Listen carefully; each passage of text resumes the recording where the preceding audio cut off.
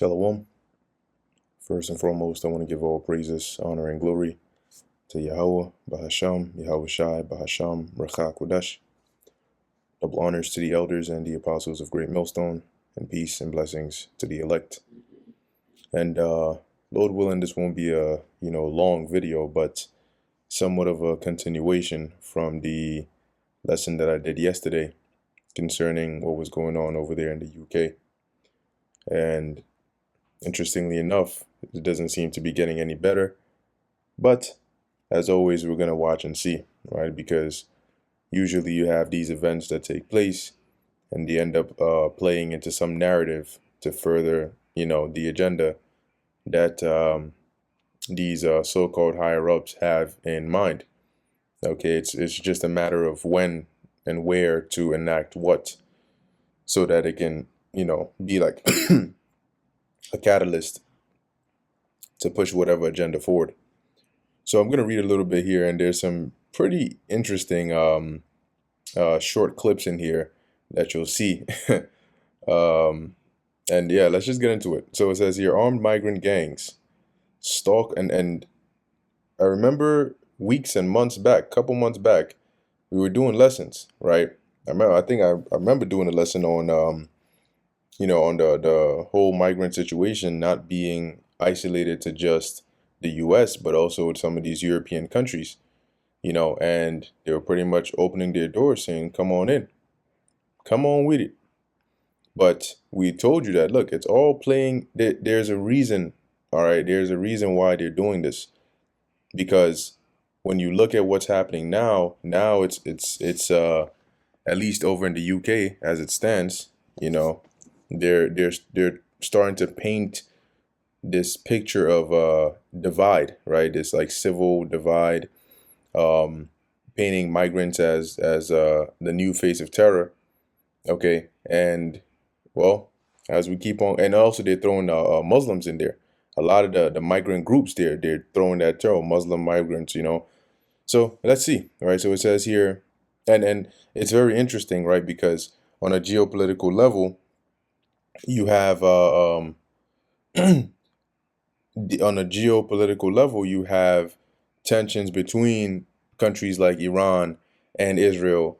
And Iran, we know the Persians, right? The Persians, along with that region, right? The neighboring nations in that region are what you would call part of the Muslim world.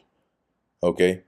And so because of what was going on, or what is going on with like Gaza, for example, and Hamas and Israel, it sparked different protests and even riots around different parts of the world, right? And there was it's tied towards this sort of like a religious separation almost, right? And so it's also interesting that now with these migrants, this whole migrant situation going on in the UK, you're hearing more and more of it being like whites versus blacks versus Muslims, So they're throwing these terms out there. They're pushing these images out there, and we'll hear about some of that in here. So anyway, let's go ahead and read this. So it says here, armed migrant gangs stalk UK while government cracks down on native Brits. It's a story we've seen before in the US and Europe during the demic lockdowns. Far left rioting and looting in the name of BLM was widely celebrated by the corporate media and protected by government officials. The lockdown mandates were not enforced when it came to progressive unrest. Conservative anti-mandate protesters, on the other hand, were treated as terrorists, and governments were quick to censor, suppress, and intimidate. A two-tier policing system and legal system bubbled to the surface. So basically, there were some people who were being heavily censored, and you would have other people that would say what seems like the similar thing or the same thing or along the same lines of whatever guidelines, these so-called authorities claimed were being violated, and yet these people were not being censored. These people were not being treated the same way, right? So, it goes to show you, even on that level, you have the organic and the inorganic, right? You have the agents and the plants, right? And then you have those that are sincerely trying to stand or fight for a cause. Wherever conservative, nationalist, or right-wing protests arise in the West, the full force of government power is applied to frighten the public into compliance. It might be able, or it might be to enforce vid mandates, or it might be to prevent the populace from questioning open border policies. In the UK, the mask has truly come off. The message: you will accept mass immigration from from the third world, or else. So it says here, UK Prime Minister and pretty much all around the world, man, everything is just going downhill. Okay, the standards of the world are decaying. They're not getting ill, they're not getting bad, they're not getting worse, they're decaying. Okay. So it says here, UK Prime Minister Keir Starmer's recent announcement on the government response to British protests are highly revealing. To summarize, indigenous and quote-unquote right-wing Brits are not allowed to take to the streets or online because their ideology is wrong. Armed Muslim migrant gangs and leftists are apparently free to do whatever they please. Isn't that interesting? So it says here, breaking Prime Minister Keir Starmer's full address to the nation about riots on Britain streets. And I think I played this yesterday. Be in no doubt. Yeah. What I'll do is I will comment this article in the in the comment section. I should be able to do at least that, and you can check this out over there. But I'm not going to play this specific clip right now. I'd rather play the shorter ones, and then keep the lesson going. So it says here, let me see. Yeah, this is the interesting part, right? So UK authorities, not surprisingly, have called for a vid-style lockdown in order to control British patriots. So now there's such a thing, right? There's like a reference point to look back and say, oh, we can call for this style lockdown because they've put that in place. People know what it is. There's a system now. There's some so-called protocol now. But interestingly enough, they're calling for something similar to this, and it's not related to some virus, right, or some danger or some pathogen, right? So it says the conspiracy theorists were right again. The lockdown policies of the demic were never about protecting public health. They were a test to see how effectively they could subjugate the population.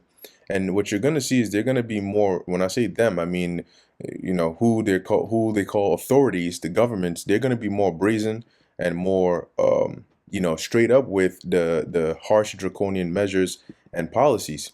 And the reason is because a lot of people have caught on to what's going on. Now, a lot of people are starting to say, hey, look, like what we just read, conspiracy theorists were in line all along. They're not crazy. So they're starting to lose the majority of the support of the populace. And in times like that, they have to resort to plan B, right? Instead of consent, now they got to go to conquest. So now they got to openly let you know, look, at this point, the cat's out the bag. Fuck it. You know what I'm saying? We're going to do what we're going to do anyway. All right. Taking over the prison. So it's there's a image here. Walney suggests vid-style controls of mass protests. Interesting. The British public will back them in whatever measures they feel are necessary to get this situation under control. You see that right there? That right there. That's the whole, problem, reaction, solution. What they do is they like to move in the guise of public support. They like to move in the guise of them responding to like this public outcry for help. So if they create a disaster or a crisis bad enough that the people themselves will, as this guy just said, back them in whatever measures they feel are necessary to get the situation under control. The situation that, unbeknownst to those people, were set up by these people anyway in the first place. The public will Basically tell them, go ahead and do what you need to do so long as you fix this. And that's what they want. Because that way nobody turns around and looks at them and says, hey, you guys are bugging out, you out of control. Okay. At Lord Walney calls for a vid-style response to rioting across England. And yeah, it's not a video here, but it's a still image from from that over there. So at least it shows you where the minds of these people are. And this is, the U.S. is like a powder keg, ready or waiting to blow. This is gonna hit this place, and it's gonna hit it hard. Okay, very, very heavy. Many many Brits argue that Starmer's proclamations have emboldened violent migrant gangs and armed Muslim groups to take to the streets and attack white people at random. So you see the use of language, the use of terminologies. It's all for a reason, because when somebody reads this, remember, perception, deception. When somebody reads this, the way they picture it in their head is really how they perceive what's actually going on. Okay? And now you're gonna see the interesting parts here, right? These little clips here and tweets and all that. It says here the migrants refer to this as quote unquote asserting dominance. Oh shoot. Starmer has made little mention of the migrant gangs now patrolling the streets of UK neighborhoods and has focused solely on indigenous British protesters. And we told you this was coming. All right. But people want to wait till their streets look like a scene out of the movie The Purge before they oh wow, what? Whoa, wow, what's going on? You're about to find out. Two-tier policing. A huge crowd of Muslims gather on the streets in Birmingham. They are there are no police, no dogs, no horses, no kettling, no snatch squads, no facial recognition surveillance, no arrest, no condemnation from the Starmer regime. Let's take a look.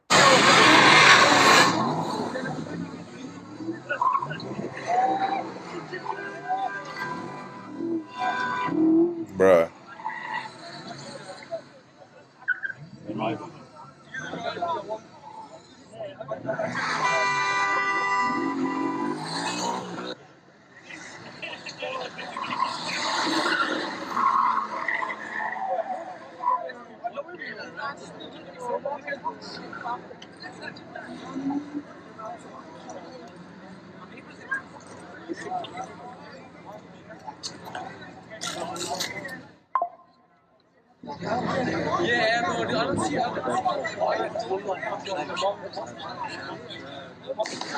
Shit.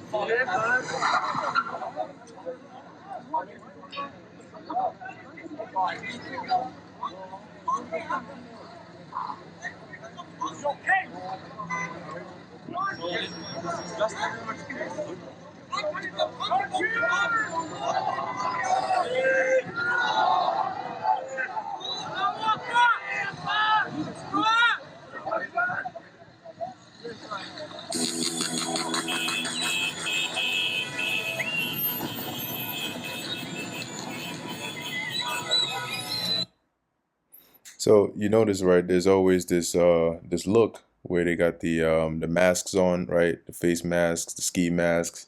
You know, from even the cases that were happening here, even going as far back as the whole George Floyd protest and all of that.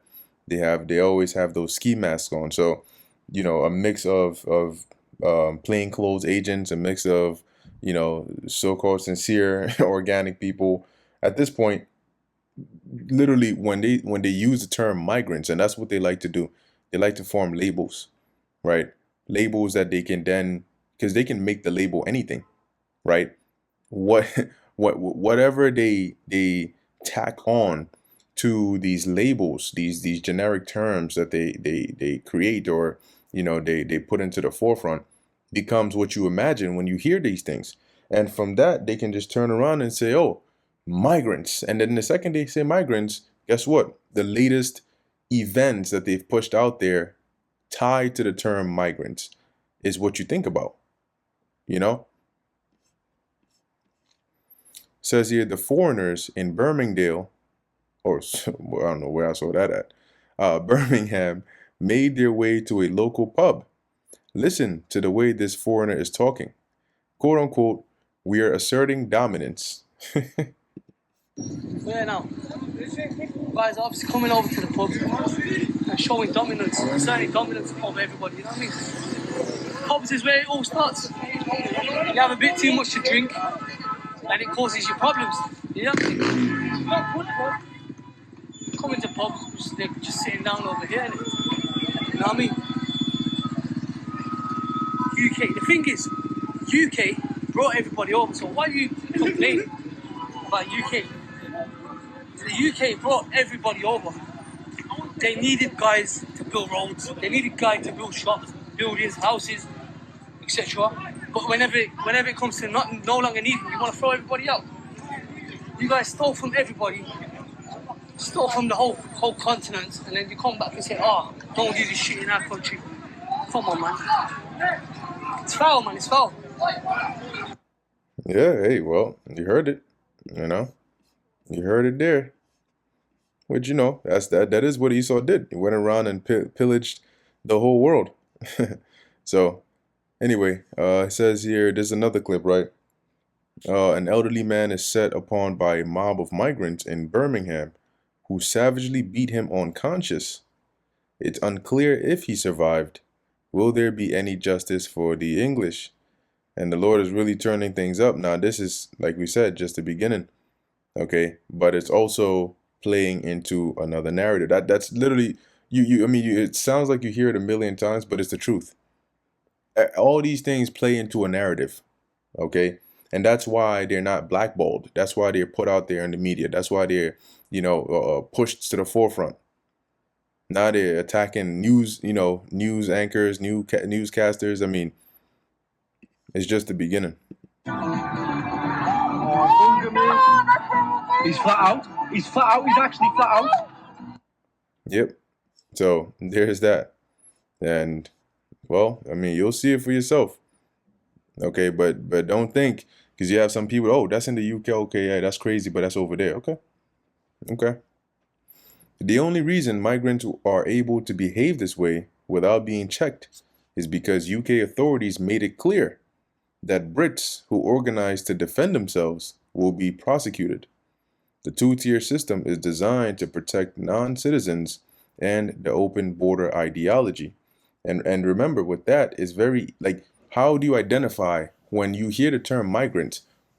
You don't know who this person is.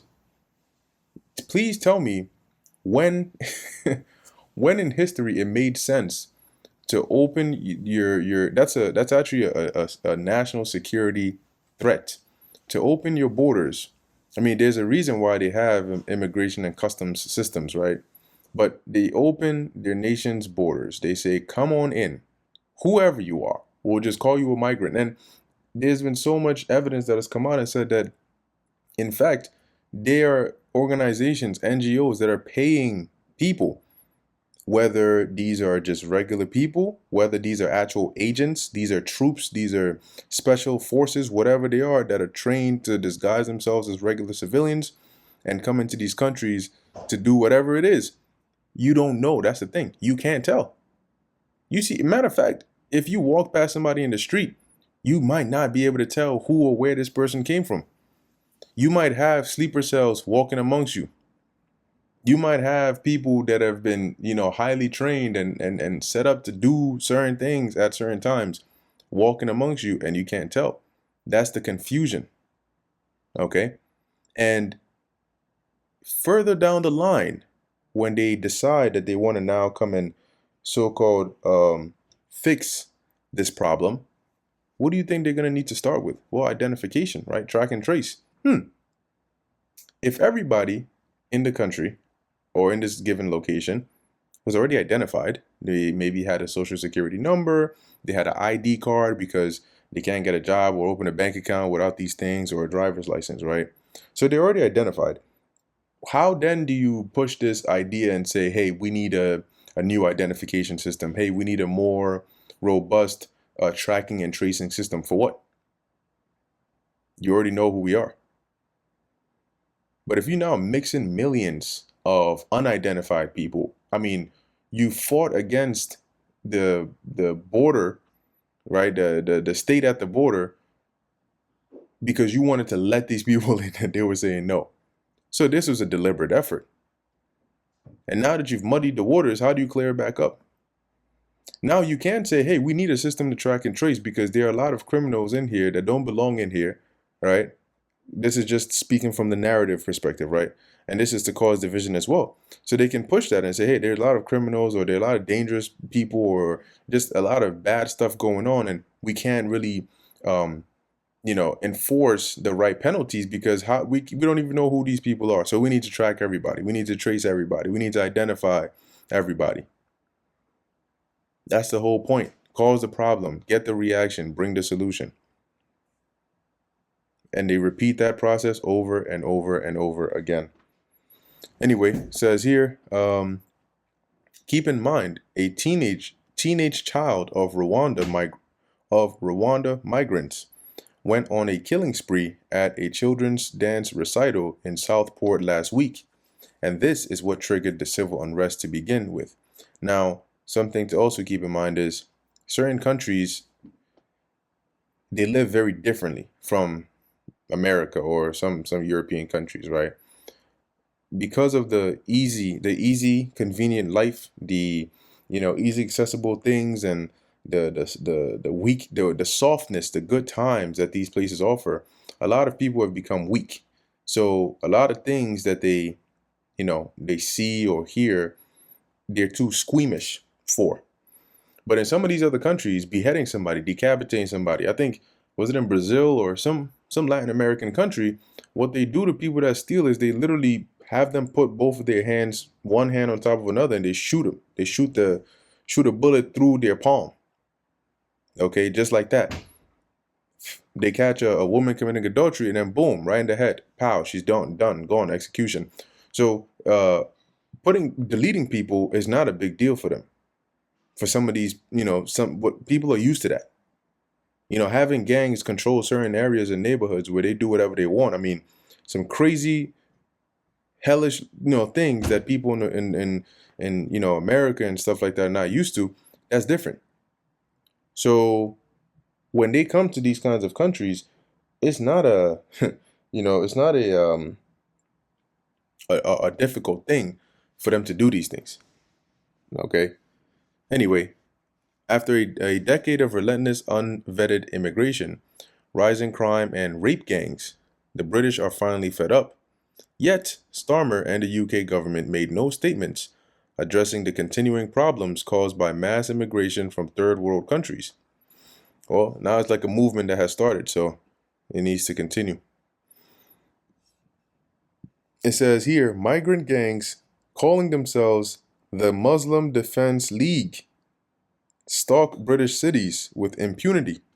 Few, if any, police are in sight when these gangs are engaging in criminal activity. When police do encounter the gangs, they reassure the migrants that the authorities are there to protect them. Let's take a look at this.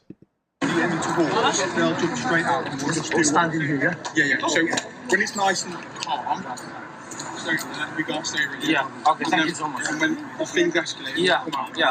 we understand. Yeah, that's fine. I just need you to understand we're not against you guys. We're No, here to help and protect you. We all understand. Yeah, appreciate that what you're doing. Thank you.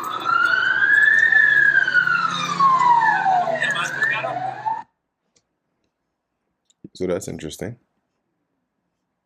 The media referring to the Muslim groups as anti-racism protesters have tried their best to make the MDL, which is an acronym for Muslim Defense League, I believe that's what it was that we read, look good, but they are having some difficulty.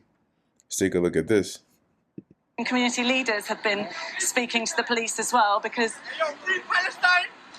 Free Palestine! Fuck Idi Amin! But I think, apologies for the language you're hearing, but a sense of the anger, I think you can hear there. Yeah, Katie, I think Becky, I apologise. We need to leave you there and... need to leave you there. Oh, man. This is what's happening to the world.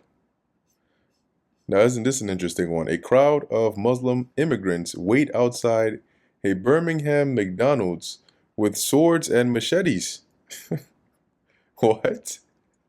Yo, in broad daylight.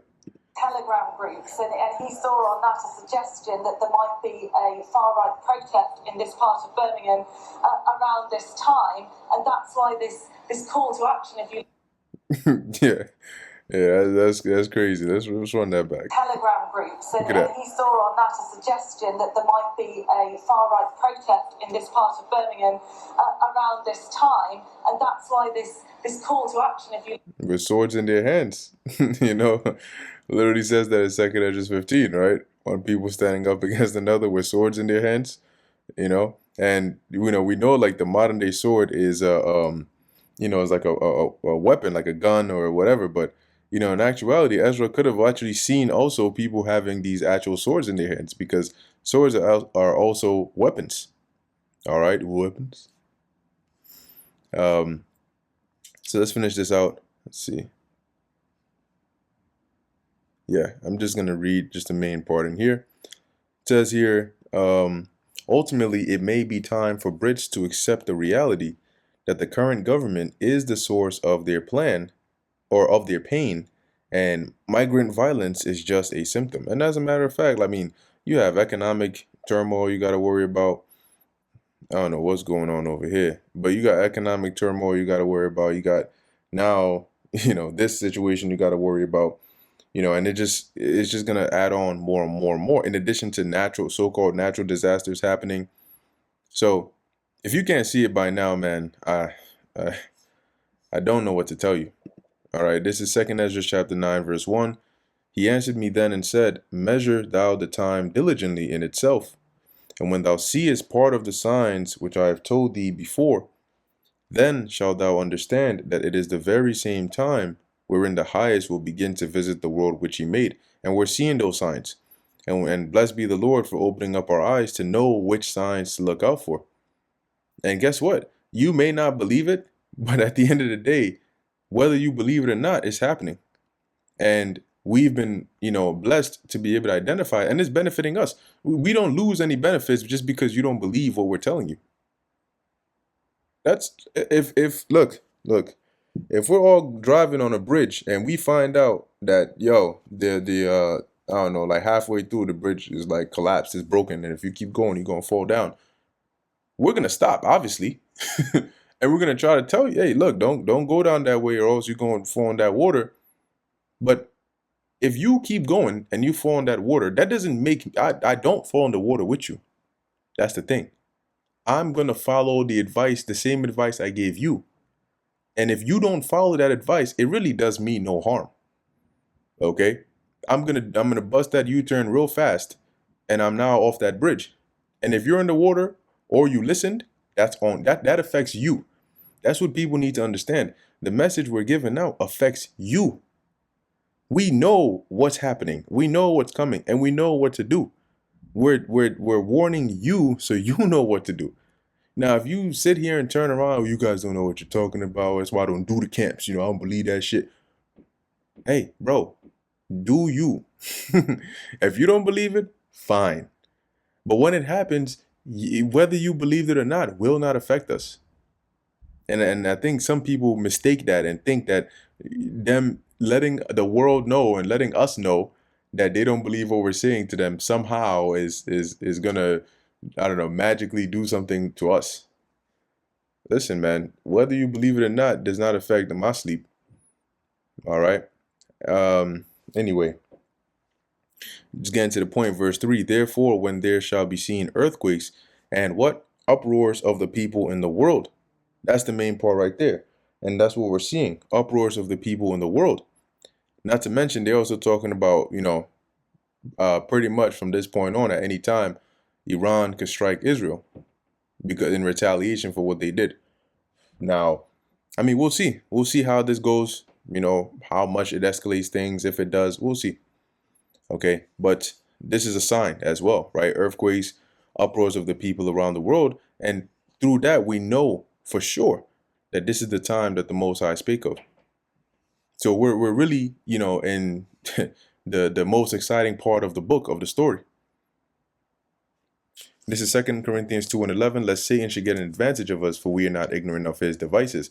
And what does that mean? Meaning that we are well aware of the tactics that, when it says Satan, is referring to the adversary. And the ultimate adversary are the elites of the Edomites, right? These rich top secret societies and banking families that are putting these measures in place, right? We're not ignorant of their tactics, their devices, their plans, because they repeat the same thing over and over again, and because the people are so docile that they fall for it, right? But we're not ignorant of it, lest they get an advantage of us. So through the spirit and power of Yahweh Ba'asham Yahweh Shai, we're going to know and how to maneuver and, Lord willing, be delivered from these things. Anyway, with that, I'm going to end it here. Lord willing, that was edifying to the elect. In closing, I want to give all praises, honor, and glory to Yahweh Ba'asham Yahweh Shai Ba'asham Recha Kudash. Until next time, Shalom.